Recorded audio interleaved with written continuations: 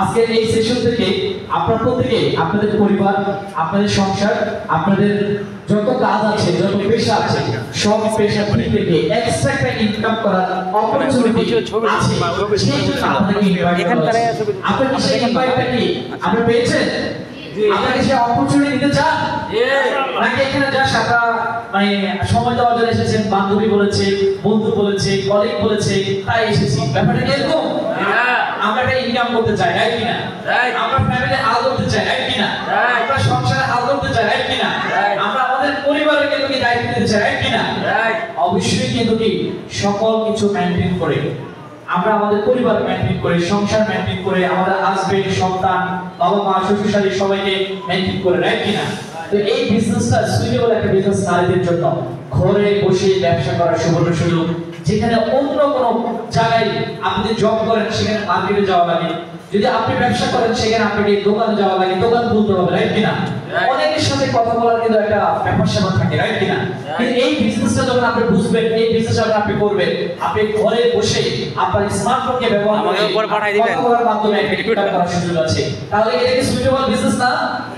কোথাও না গিয়ে, কারোর সাথে দেখা না দিয়ে, শুধুমাত্র আমি অনলাইনটাকে পুঁজি করে ঘরে বসে সারা বিশ্বে বিজনেস করার একটা সুবর্ণ সুযোগ, রাইট কিনা?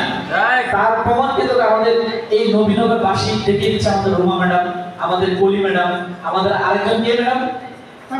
তাহমিনা ম্যাডাম, আরেকজন কে? ওই যে লিলি ম্যাডাম আছে। ওনারা কিন্তু কি খুব চমৎকার বিজনেস করছে। আমি যখন অনলাইন জুম মিটিং এ শুনি, ওনাদের কয়েকটা মিটিং আমি শুনেছি যে নতুন একজন স্পিকার কথা বলছে প্রোডাক্ট নিয়ে, খুবই অসাধারণ। ওই ম্যাডাম কি আছেন? জলি ম্যাডাম, হ্যাঁ, থ্যাংক ইউ, আপনাকে অসংখ্য ধন্যবাদ।